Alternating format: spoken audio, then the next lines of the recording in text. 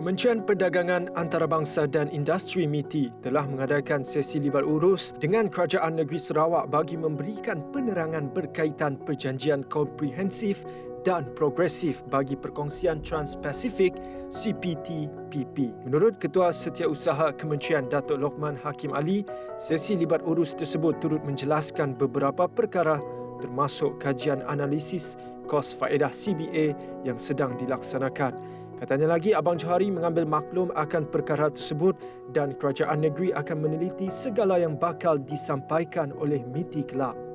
Selain Sarawak, MITI juga telah melaksanakan sesi libat urus serta memberi penerangan berkaitan CPTPP kepada beberapa negeri yang lain termasuk Johor, Pahang, Pulau Pinang dan Sabah. Ia merupakan perjanjian yang merangkumi isu perdagangan semasa termasuk akses pasaran, perdagangan barangan dan perkhidmatan, harta intelek, telekomunikasi, alam sekitar dan dasar persaingan.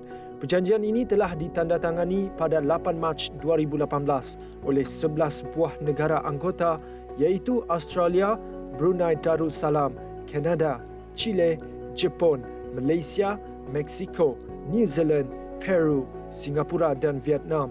Turut hadir ketika kunjungan ialah Timbalan Premier Sarawak, Datuk Amar Awang Tengah Ali Hassan. Kementerian Pembangunan Wanita, Kanak-kanak dan Kesejahteraan Komuniti akan mencari kaedah terbaik untuk membantu keluarga penghantar makanan Yohanis Abdullah yang meninggal dunia akibat kemalangan jalan raya baru-baru ini. Menurut Menterinya Datuk Seri Fatimah Abdullah, berdasarkan maklumat awal, keluarga Yohanis bukan warga negara Malaysia yang mana ibunya Nur Jannah, adiknya Siti Mariam dan Allahyarham tidak memiliki dokumen kewarganegaraan. Mengulas lanjut, Fatimah berkata, proses permohonan kewarganegaraan hanya boleh dilakukan mengikut perkara 15A Perlembagaan Persekutuan. Terdahulu, Yohanis 20 tahun meninggal dunia selepas terlibat dalam kemalangan kendiri di Jalan Semariang pada 30 Mac lepas. Seramai 39 individu dikehendaki Ibu Pejabat Polis Daerah Kuching kerana terlibat dalam kes-kes jenayah sejak tahun 2000. Menurut Ketua Polis Daerah Kuching SCP Ashmon Bajah, polis memerlukan orang dikehendaki ini untuk menyelesaikan kes-kes yang masih dalam siasatan. Dalam satu sidang media, Ashmon berkata seramai 39 orang yang disenaraikan terdiri daripada 36 orang lelaki, 2 orang perempuan warga tempatan dan seorang perempuan warga Indonesia. 3 orang lelaki yang terlibat adalah kaki tangan awam yang telah dibuang kerja. Pihak polis mengalu-alukan sebarang maklumat daripada orang awam atau mana-mana individu yang boleh menghubungi DSP Muhammad Hafizi Ishak di nombor telefon 017-233-6343 ataupun SCP Baharudin Sabang. Nombor telefonnya adalah 013-565-4600. Cawangan Resek Batalion 10 Pasukan Gerakan Am Sibu merampas 357 kotak pelbagai jenama mercun dan bunga api dalam serbuan ke sebuah premis di lorong Ding Lekong 31A4 Sibu.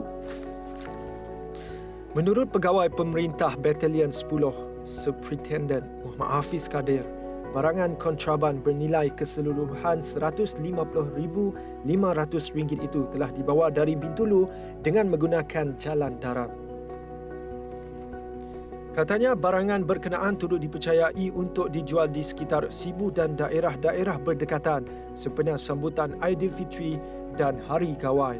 Suspek dan barangan rampasan diserahkan kepada pihak Jabatan Siasatan Jenayah Ibu Pejabat Polis Daerah Sibu untuk siasatan lanjut jika disabit kesalahan di bawah Seksyen 8 Akta Bahan Letupan 1957 yang memperuntukkan hukuman penjara maksimum 7 tahun atau denda RM10,000 atau kedua-duanya. Dalam perkembangan lain, sejak Januari sehingga bulan lepas, Batalion 10 PGA Sibu telah menahan seramai 13 suspek dan berjaya merampas pelbagai barangan termasuk rokok dan minuman keras jenis bir tanpa cukai dengan anggaran nilai rampasan keseluruhan RM3.3 juta. Beliau turut menyeru orang awam untuk terus menyalurkan maklumat kepada pihak polis bagi mengekang lambakan barangan kontraban di pasaran melalui talian hotline yang tertera.